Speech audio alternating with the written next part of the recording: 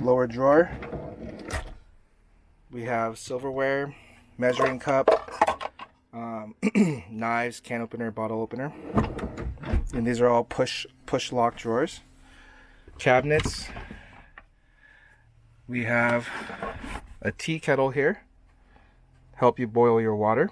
So all I gotta do is just plug it in to this outlet, and this thing expands. You can boil water from there. Let's see, we got a mini waffle maker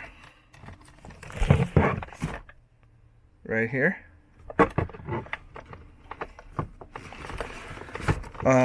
Left you guys some coffee. Here's a coffee drip right here, some cooking oil, and a whole bunch of condiments. Second cabinet is where you have your cups, your bowls, your plates, and all your cookingware. And then the third cabinet is open for storage for whatever you want to put in there, clothes, food items you can use as a pantry. And then some controls. Obviously you have your sink. Make sure that the water pump is turned on before you use the sink, or else you won't get any water flowing. All this water here in the sink flows to a small gray tank in this cabinet right there. You want to make sure that this gray tank is regularly emptied. So if you're traveling and using the sink a lot, whether to brush your teeth, wash your face, or do dishes or cook, make sure that you empty this gray tank out at least once a day, because last thing you want is for it to be full, then it backs up into the sink. So then when you try to empty up the tank, it leaves a big leaking mess, and you don't want that. So the way you empty this out is, it's a little bit inconvenient because the water heater switch is there. Make sure that this water heater switch is always turned off. Right now it's in the off position. Make sure it's always off, because if you leave it on, it will drain the battery of the van, and that'll render the stove, the heater, and a lot of other functions useless.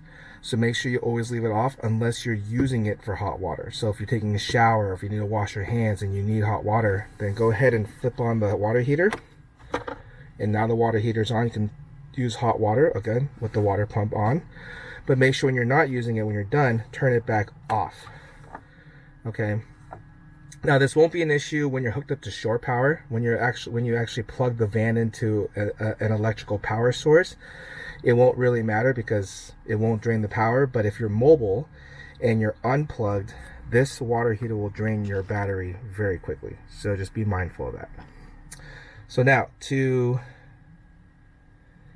unhook this great tank, you want to reach back here, and you'll see that there is a kind of like a attachment screw that I'm unscrewing, and then you pull out your tank, and that's your tank. You take that tank and you empty it out every day, and make sure that when you put it back in, you hook it back in and you use this. Make sure there's a good attachment, and you attach the here and you screw it on really tight. Now it's going to take some fancy finger working, but people have managed, I've managed, and that's just kind of how it's done, unfortunately, in this tight little space. So I'll try to demonstrate here. So you slide this back in, tuck it around that water heater, slide that back in, then you reach back, grab the black piece. Not sure you can see it, but as you can see, I'm just screwing it back on like this. Now it's tight. You can see that the attachment is now attached. Make sure it's a very tight seal, else you'll have a leak. And that's how you manage the sink. Remember, water heater off when you're not using it.